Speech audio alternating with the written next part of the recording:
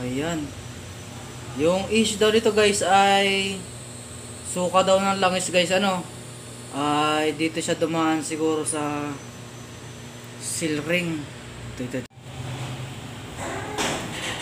Hi guys, welcome back to my channel. At may panibago to naman tayong tutorial na ituturo sa inyo no, kung paano siya i-overhaul, ano. At may panibago na namang sa atin nagpagawa. Ito nga palang turbo na to ay Garrett AR50 siya guys, ano. RN series CRDI siya guys, ano. Hino bus. Yan, sa bus siya nakakabit guys. Yung pinaka-issue daw nito guys ay suka daw siya ng langis, ano. Yan, sumuka daw siya ng langis. Ngayon, nahanapin na, i-overhaul natin to. Titingnan natin kung saan dumaan siya. Kung baka dumaan siya sa seal ring, ano. Baka seal ring. Yan. At kung gusto nyo guys matuto mag-overhaul nito, at huwag nyo skip ang video, tapusin nyo hanggang dulo. At hindi ko na ito papatagalin pa. At i-start na tayo. Let's go!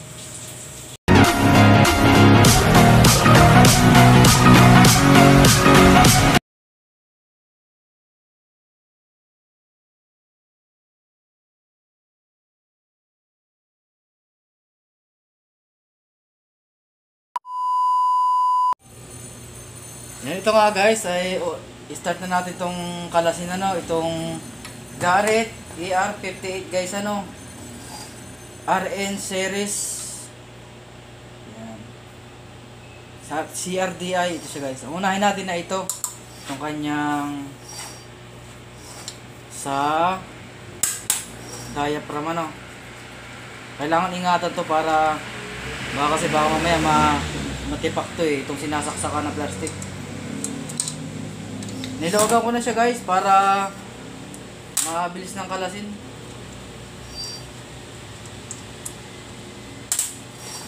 Pakita mo mga tornilyo. Nilogan ko na siya guys para hindi na tayo magpupukpok.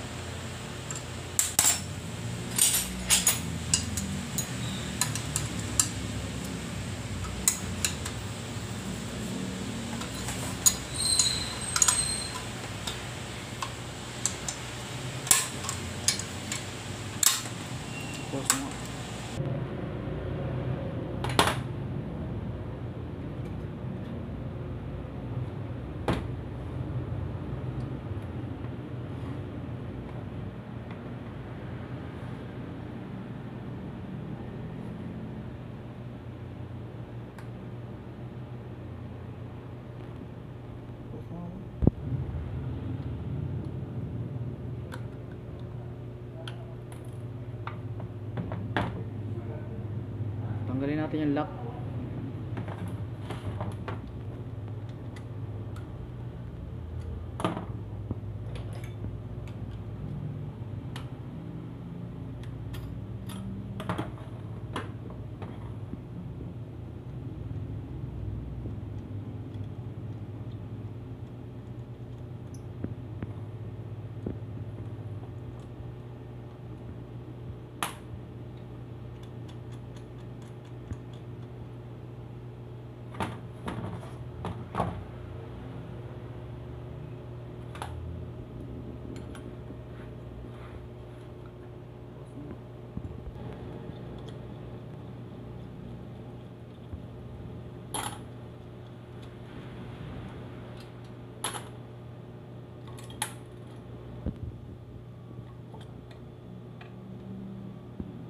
Siyang dalawa, tatlo.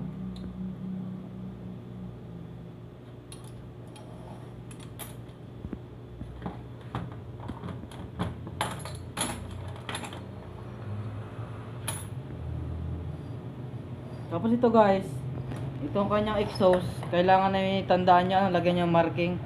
Nilagyan ko na siya guys ng dot ito. Ayan o, yung dalawang tuldok. Para pag binalik natin sa dati, ganun pa rin position. Nilagyan ko na siya guys. Kaya ano, tapos niluwagan ko na rin siya lahat para mabilis na magtanggal. Para mabilis yung ating tutorial na pagkalas, no.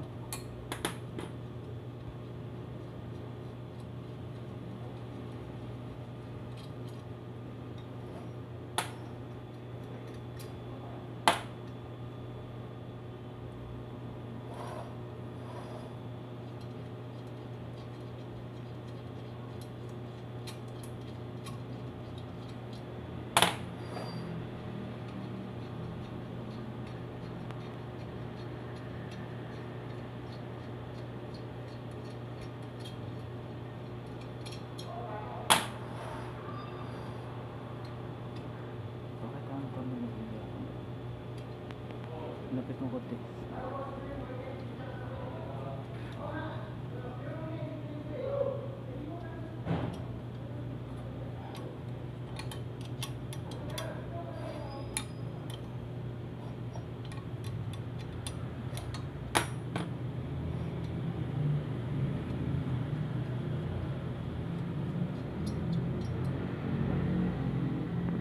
Yun, kita yung turbo.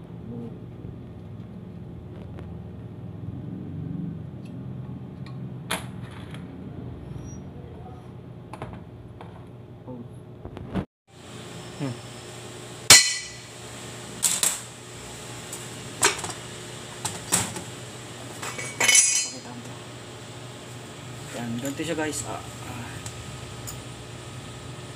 Meron pala siyang pin. May pin pala siya. Tingnan mo.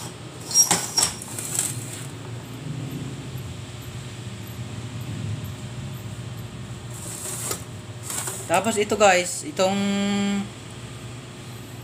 kanyang exhaust, lalagyan pa rin natin to ng marking para pag binalik, ganun pa rin yung position guys. Ano, tanggalin ko muna.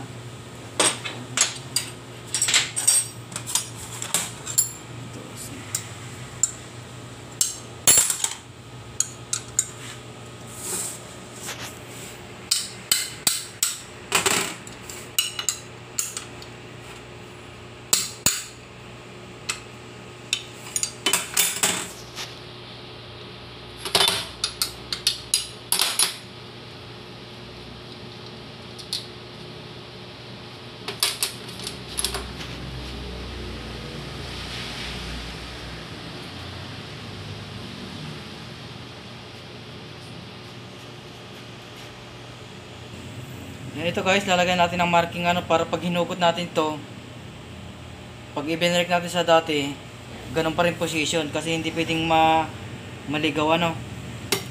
Hindi siya pwedeng maligaw. Mag-iba yung position. Guys, so, pakita mo yung marking. Ayan. Ayan, dalawang dot. Ngayon, tanggalin natin lahat ng tornilyo ano.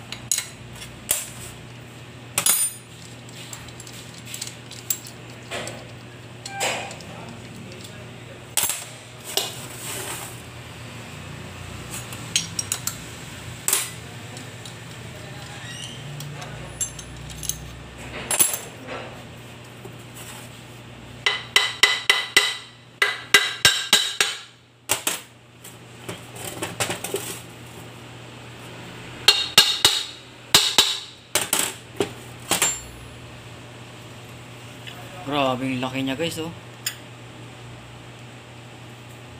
RN series CRDI siya guys. Grabe yung laki. Kakaiba yung turbo mo to ah. Yan.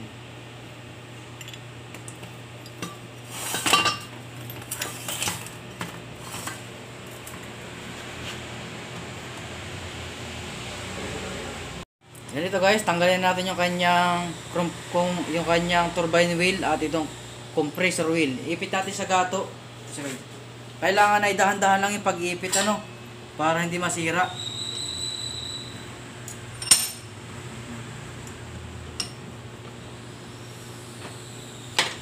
Tapos kaunting hapit lang. Yan.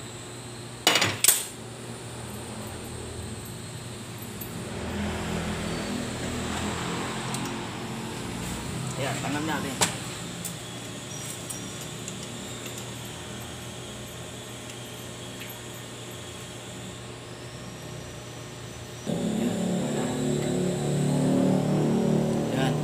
Kailangan kasi pag naghigpit kayo dito sa dati, huwag masyadong mahigpit. Ano pala siya oh. Delikadong malustrid agad. Kakaiba talaga siya. Ayan. Ayan. Oh. Ayan. Ugutin naman natin to sa ibabaw guys ano. Ayan. Yung issue daw dito guys ay suka daw ng langis guys ano. Ay dito siya dumaan siguro sa seal ring. Ito. Ayan. Tapos tanggalin natin itong kanyang ibang laman ano, yung bushing. Ito.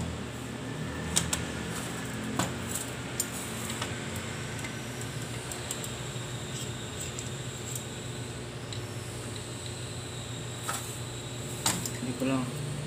Hindi madukot eh.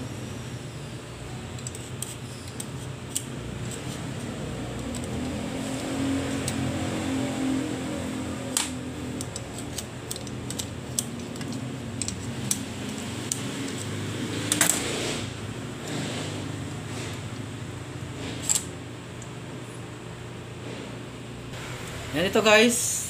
At hindi natin natanggal yung isang bushing. Mamaya natin tanggalin. Tanggalin na naman natin yung ang kanyang sa ibabaw ano. Ito. Kailangan meron din kayo palatandaan dito para yung position bumalik sa dating position ano guys. Lagyan ko na lang siguro ng marking para makita ko sa dati. Dito ko lalagay. Dito ko sa lalagay sa isa ano. Dito ko bubutasan. Para hindi ako maligaw.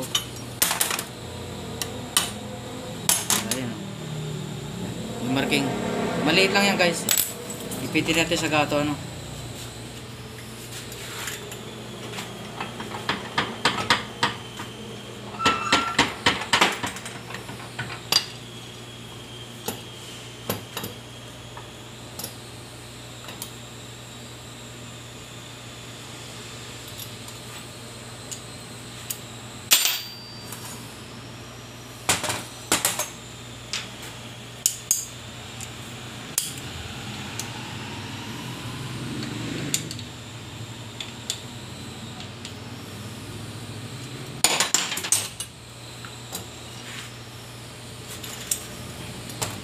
Medyo masilan lang to guys ano, kailangan pag nag-overhaul ito maingat. Yan. Kasi baka masira tong mga alloy.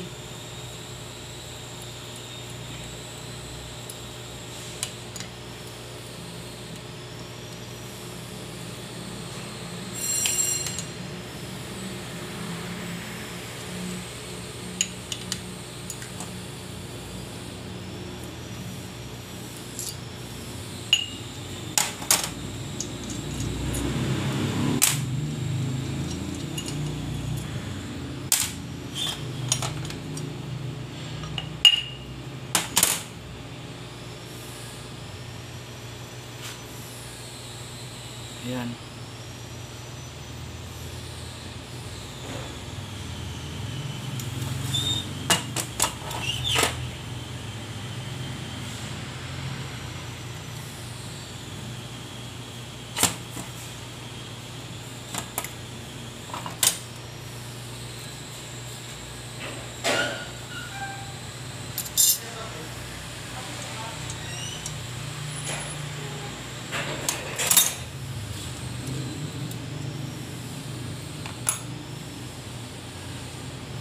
Ganito nga guys, tapos na natin i-overhaul. At yung kanyang issue ay itong dito siya gawin dumaan yung langis ano. Ngayon papalitan natin yung bago yan ano. Ganito nga guys, tapos na mag-overhaul ng Garrett AR58 guys ano, RN series CRDI guys ano, Hinobas. Ito siya guys. Yan. At hanggang dito na lang guys yung ating video. Huwag niyong kalimutan mag-like and subscribe na rin sa ating YouTube channel para update kayo sa susunod nating video. At hanggang dito na lang guys yung ating tutorial. At see you next vlog. Thank you.